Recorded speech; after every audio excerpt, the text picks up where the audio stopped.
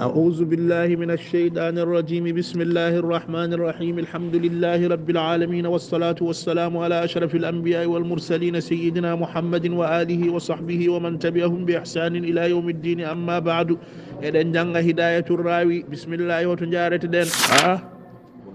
وكان ترفع ما قد كان مبتدأ اسما وتنسب ما قد كان بعد ولي وكان ترفع ما قد كان مبتدأ اسما وتنسب ما قد كان بعد ولي بسم الله وكان كان إذن جنگ هداية الراوي درول هون فوتي شبانتتي جيتتي درول شبانتتي جيتتي إذن جارة وكان ترفع وكان كان ترفع إن رفع ما كان مبتدأ كونه مبتدأ اسما وانت اسم كان وتنسب نسبة ما قد كان كلاتنو بعد شغل دون ولي ان ربيمون كريم اسمه وانا حاجوني خبر وانا خبر مكو ونسبه ورفع ان وانا اسم مكو ورفع مبتدا وانا اسم مكو ونسب خبر وانا خبر مكو وكان كان ترفع ان رفع ما قد كان كلاتنو مرتفعا ان رفعي اسما وانا عند مكو وتنسب ونسب ما قد كان كلاتنو بعد شغل دون ولي ان ربيم مكو أيوه يعني وفاندتي أن الخامس بطوب الجوي من المرفوعات هو اسم كان كاسم كان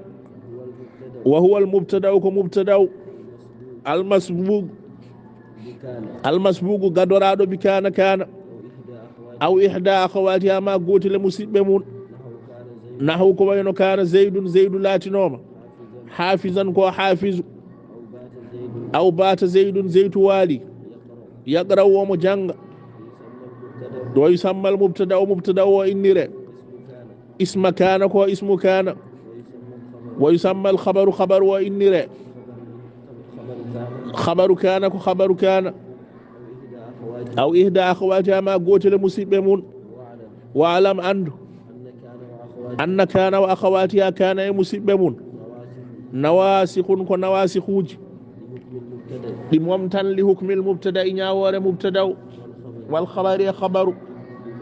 فرتتا كودي نواسخ بمعنى دون فرتتا انها كو كانجي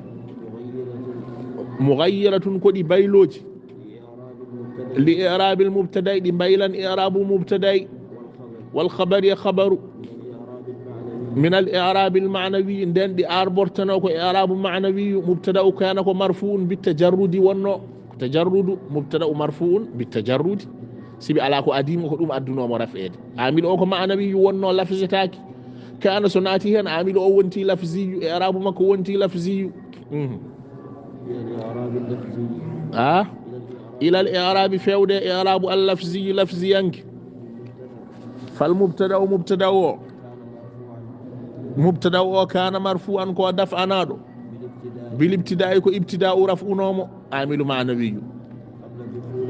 قبل دخول كو ادينا تقول النواسخ نسخوجه عليه دومك واما بعد دخولها شغلنا تقول مج فانه كان مبتدا مرفوع كو دفورادو بعوامل كو عوامل لفظيه كوج وهي كان واخواتها مسبمون ثم ان رفت غندا نواسخوجي دي تنقسم دي بيتشي الى 3 اقسام كو بيتشتاتي وهي كانجي كان واخواتها نودي ان واخواتها نودي ظن واخواتها نودي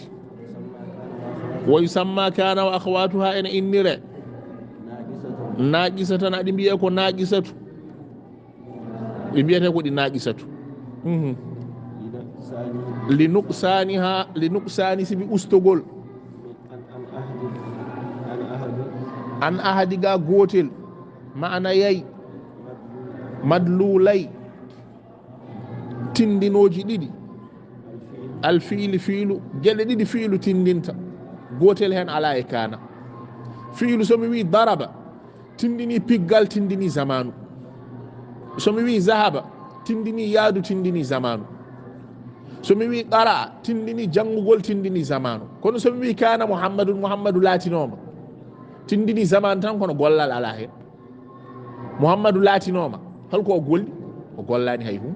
wadde kana ko naqisu zamanu ene munde kono noon hadasu ala e muɗum ɗum addani ɗum wiyede naqisu eyi ha fa innal fiila ganda fiil yadullu tindinta ala zamani koye zamanu wal hadasi e gollal ma ane wondude aw ma kana ma walla ko laati aw amma kana so tawi ko kana wa akhawatiha e musidɓe mum fa hiya dallatun tindinta ala zamani koye zamanu tan faqat kañum tan wa faidatul ityani biha soɗi tawi ko zamanu tan ɗi tindinta hol batte aɗi gadde ko ɗi gaddirte faidatul ityani biha al ikhbaru ko humbinde yimɓe an ittisafil mubtada e wonde mubtada o siforinoma bil khabari e khabaru o fi zamani e dumunna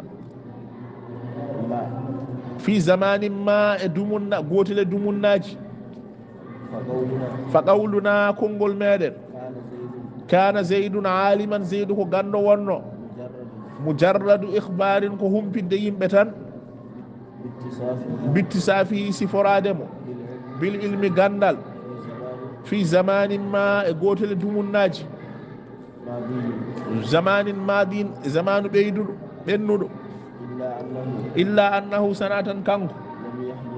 lam yuhdis shay'an ala fo ko waɗi kana zaydun aliman zeydu waɗani hay hunde a humpiti yimɓe tan o siforima gandal e ko ɓennuno ko walidhalika ko siɓi ɗum ɗon la yuqalu wiyatake ala ma ba'da hadhihi al af'ali ko arata caggal kana e akhawatiha wiyatake ko fa'il a wiyata zeydu o ko fa'ilu kana nde wonno ala ko kana o wona gollal wiyatake ko fa'ilu kana wiyate ko ismu kana eyi illa majazan ene dagui mbiya noon kono wona haqiqatu majazan ene dagui mbiya fa'ilu kana kono fa'ilu kana ko majazan eyi idil marfu sibi ko rafa ba'daha caggal majji lam yaf'al shay'an gollani hay batte wa innama ittasafa sifori bil khabari ko khabaru o tan wa qila woɓɓe mbi innaha woɓɓe en paami holko addaniɗe wiyede naqisatu ɗi ngala hadasu kana e musidɓe mum ngala hadasu jogui tan ko zamanu woɓɓe mbi wona noon woɓɓe wa qila wiyama innaha tusamma naqisatan aɗi mbiya naqisatu li adami iktifaiha sibi wasde heññitorade ɗi bima ba'daha ko rewe majji woɓɓe mbi ɗi mbiyete naqisatu ko a wawa wiide kana zeydun deƴƴa sa wi kana zeydun ma mbiya qa'iman wadde ko naqisu omo mankira khabaru aɗa wiya daraba zeydun amran aɗa wiya alima zeydun zeydu andi aɗa wiya qama amru darima aɗa wiya fahima muhammadu faami kono a wawa wiide kana zeydun deƴƴa wadde ko ɗi naqisu woɓɓe mbi ko ɗum wiyete addani ɗi wiyede naqisu eyi fala tastadi a wawa an taqulani mbiyata kana zeydun wa taskuta deƴƴa balla budda jasire ala min al ityani bi shay'in woda ko gadduɗa tatimmu bihi l fa'idatu fa'ida o timmira ɗum wa yufsidu zalika kono noon ene bonna ko haala ɗon ko addalilu llazi dalil mo ganduɗa zahaba ilayhi abbima e muɗum ibnu malikin ibnu malik wabnu hishamina ibnu hisham rahimahum allahu yallah yurmoɓe taala allah towɗo ɓen mbi zanna wa akhawatiha ne ko noon mbay zanna wa akhawatiha wiyetake ko naqisu kono ɗinne kadi a wawa yonditorade maf'ul marfu'u muɗum ɗum kay ene bonna ko kalɗon ko a wawa wiide zanna zeydun deƴƴa kono zanna wiyetake ko naqisu wadde haala moon fewani ɗum woni wo yufsidu zalika ene bonna ɗum ɗon addalilu llazi dalil mo ganduɗa zahaba ilayhi abbima e muɗum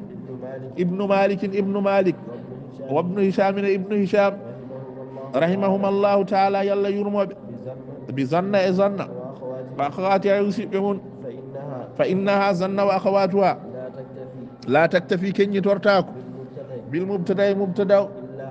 illa annaha sanatan kanji la tusamma ɗi innirtaki naqisa tan ko ɗi naqisu ijma'ane kawragal nahwiyankoɓe o qad tustamalu aɗi kutore ene hutore kana wa ba'da akhawatiha yoga e musidɓe mum ɗi gona tammatu فلا تحتاج ديكاتو جناني أون ساغا إلى المنصوب كنسبة فقولنا كونغول ميدن كان الله الله ودينو كان سفيري تامو سفيرتي غودال تان كو تامو كان الله الله دي ودينو ولا شيء معه والداي هاي غوت آها سبحانه مسنار ودنيو فقوله إعراب أم أرب وجمل غول فقوله كونغول ماكو كان مبتدأ ها فقوله كان مبتدأ كمبتدأ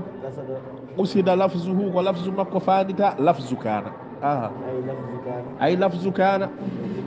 وجملة جملة ترفع وخبرها ونخبر ماكو وما ومفعول به كمفعول به وقد قد زائدة كوكو بيدا وجملة كان دي دابو مبتدأ كمبتدأ صلة للموصول كصلة للموصول واسما حال منصوب كحال نسبار والواو عاطفة كوكو عاطفة وتنصب فيل وفاعل ومفعول به وما ومفعول به وقد قد زائدة كوكو بيدا وجملة كان ولي جملة كان ولي صلة كصلة وبعد مبني على الضم في محل نصب ظرف كظرف متعلق يبتي بولي كولي ثم قال رفتوبي صلى الله وسلم وبارك على سيدنا محمد وآله وصحبه أجمعين.